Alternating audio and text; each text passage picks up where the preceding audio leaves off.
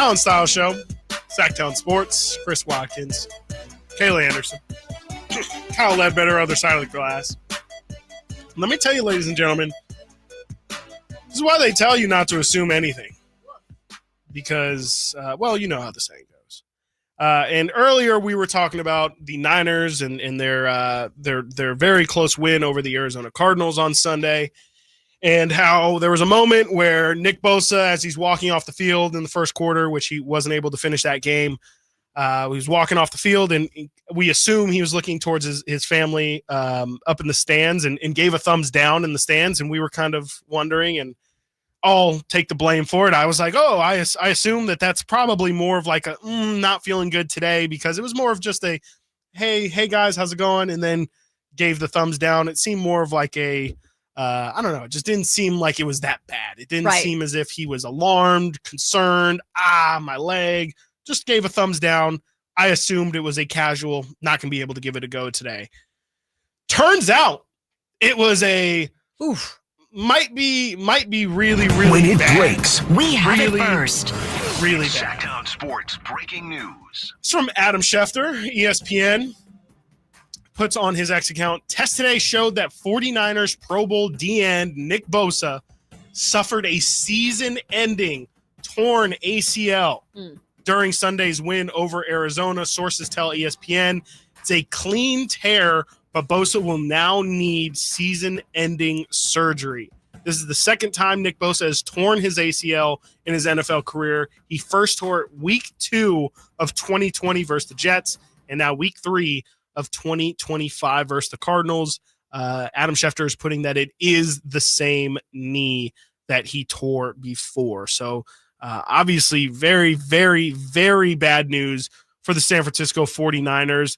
And it's the worst part of it for the Niners is it is just another name to the list of big name injuries that they have again this year.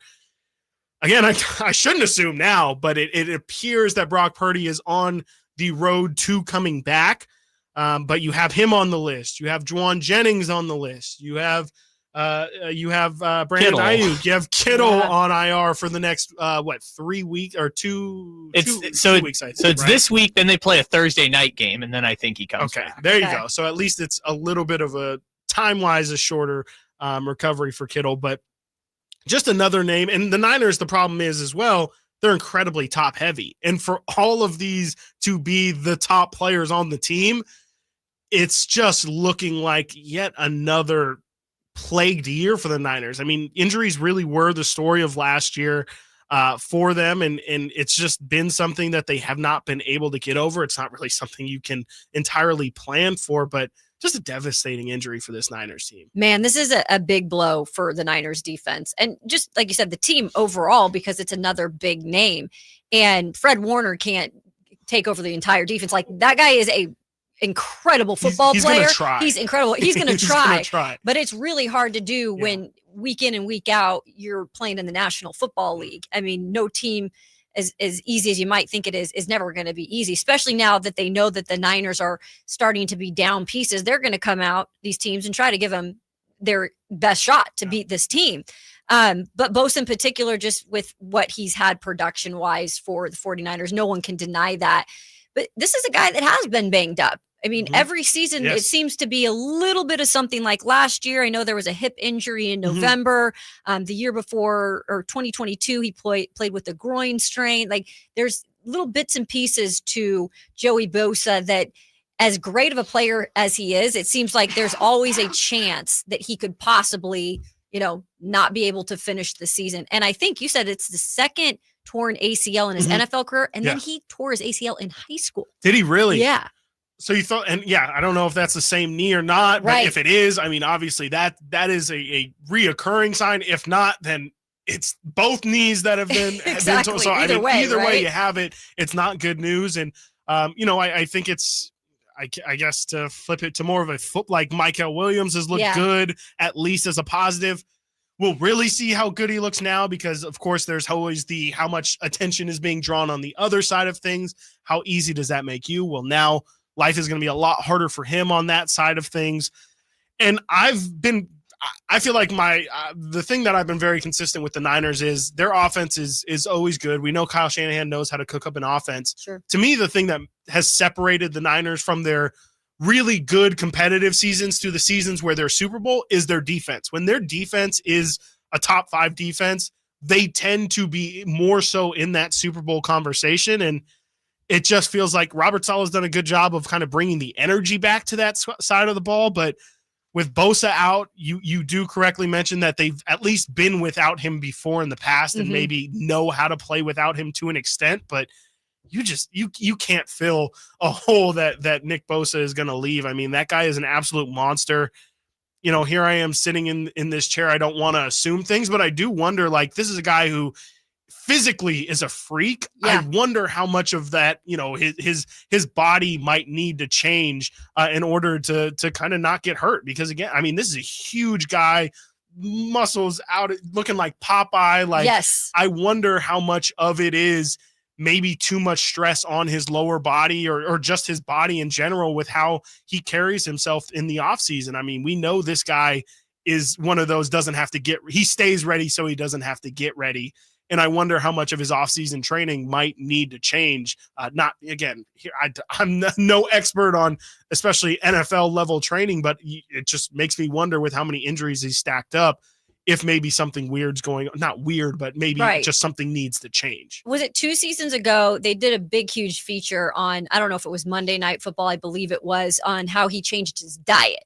So Nick Bosa had changed his diet, a lot of lean meats, like a lean protein kind of diet. It was very strict.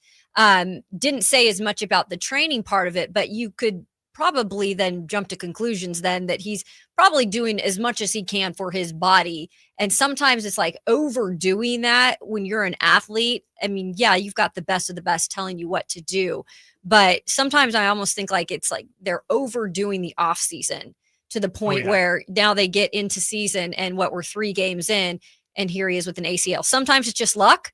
But it's hard to kind of gauge like what it is, but it's unfortunate for the Niners and their defense, no doubt about it. Yeah, absolutely. And I mean, to the point of maybe it being his off, like Schefter does point out that his other ACL injury was in week 2 of that 2020 season. So it could be something to that. And I know when he did have his holdout, there was a lot of talk of, again, like, we're not concerned about him showing up to camp out of shape because we know he handles his own, but I do wonder how much of that. I know he does literally work out with, I believe him, his brother, and his dad work out together in Florida together. And something tells me that that's not a sweet science, or it might be a sweet science that they have to kind of figure out their training. Like, I think those guys are probably very traditional, I guess, for lack of a better term, in terms of like how they prepare for the season. I don't want to throw assumptions out there, but it just makes you wonder when Bosa's been going through all of these injuries, just what needs, something's got to change here because they need him. And I mean, they've paid, again, with how they have structured their salaries or their contracts, they are paying a handful of guys a lot of money. And Bosa is one of those guys with a star. And if they're just going to get no production out of him or out of that spot, it's going to be really tough for this team to be successful, especially for this long. Losing him in week 3, you're going to have to figure out, we've seen them go that one season when they went to the Super Bowl, they brought in Chase Young, they brought in Randy Gregory, like they made a ton of moves along the defensive line to try and shore it up. I wonder if maybe we see John Lynch start to kind of get on the phones here pretty soon. Or your young pieces are going to have to really, really step up. And I know Fred Warner mentioned in the presser that, D Winters, he's, playing with him a little bit next to him and he brings some speed and violence. But again, these guys are really young. Like they're going to have to grow up in real time. And maybe that works, or like you said, maybe Lynch is going to have to bring in some pieces. Yeah, absolutely. And we'll see what happens. I'm sure we'll hear more about this in the probably in the next 20 minutes. I would assume Kyle Shanahan's got to step to the podium, and we'll hear more about that. But again, Nick Bosa out for the season after tearing his ACL on Sunday. Very, very breaking news when it comes to the San Francisco 49ers. So yeah, that will be something that we continue to keep track of. Coming up next, I mean, I guess we should maybe look at how this impacts the 49ers and the NFC West as we look at how this injury could impact the Niners season. You're listening to the Allen Styles Show, Sactown Sports. With Progressive, it's easy to reach customer service with our app,